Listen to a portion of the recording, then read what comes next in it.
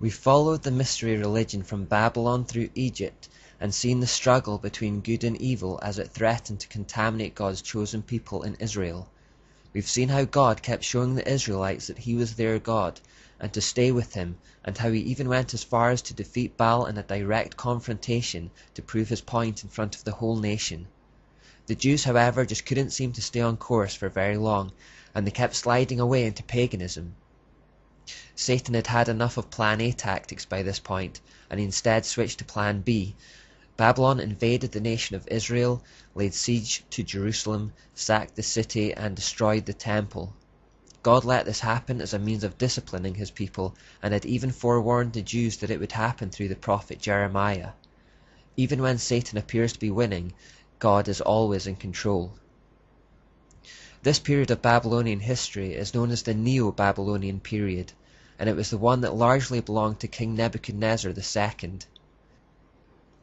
Around 610 BC, Nebuchadnezzar was a ranking staff officer within the Babylonian army who oversaw the restoration of the Temple of Marduk, king of gods, in the Babylonian pantheon. He then rose to power around 604 BC and set about expanding the empire by conquest.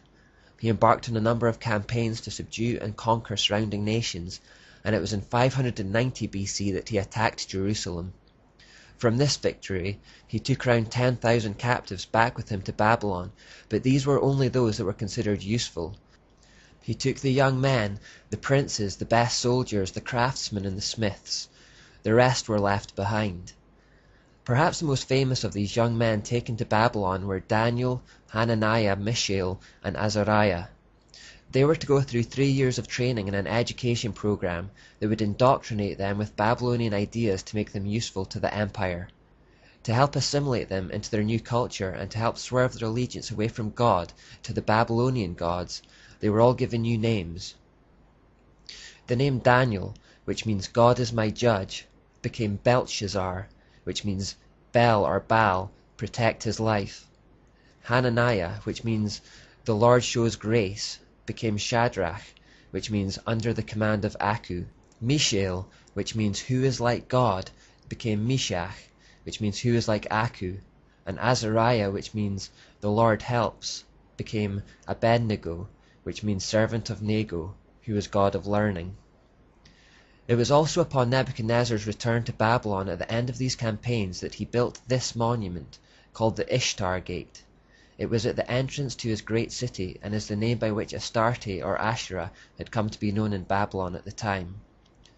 On it were 337 images of dragons. 337 in pagan numerology represents hell, so this gate to Babylon is literally meant to be, in a sense, the gate to hell. Remember this monument because it still exists in a museum in Berlin, Germany, and we'll be discussing it when we get around to the 20th century. Now, as Daniel records in his book of the Bible, Nebuchadnezzar attempted to force Shadrach, Meshach, and Abednego to worship his Babylonian gods. The 3 young men at this point give one of the most stirring speeches in the Bible, and one which conveys the exact same attitude of defiance that we need to foster today. Nebuchadnezzar said to them, "Is it true, Shadrach, Meshach, and Abednego, that you do not serve my gods or worship the image of gold I have set up? Now when you hear the sound of the horn, flute, zither, lyre, harp, pipe, and all kinds of music, if you are ready to fall down and worship the image I made, very good. But if you do not worship it, you will be thrown immediately into a blazing furnace. Then what God will be able to rescue you from my hand?" Shadrach, Meshach, and Abednego replied to him, "King Nebuchadnezzar, we do not need to defend ourselves before you in this matter. If we are thrown into the blazing furnace, the God we serve is able to deliver us from it, and he will deliver us from your majesty's hand. But even if he does not, we want you to know, your majesty, that we will not serve your gods or worship the image of gold you have set up." When they refused, they were thrown into the fiery furnace. Again we see the recurring theme of fire as the preferred form of sacrifice to Baal, because he was the sun god. However, while in the furnace, they are met by someone who is generally accepted to be a pre-incarnate Jesus, and they come out unharmed. Therefore, once again, God shows his power over satanic idols, and this had the ironic effect of making a believer out of Nebuchadnezzar. Whoever would have thought that there would be a day when a Babylonian king would worship God?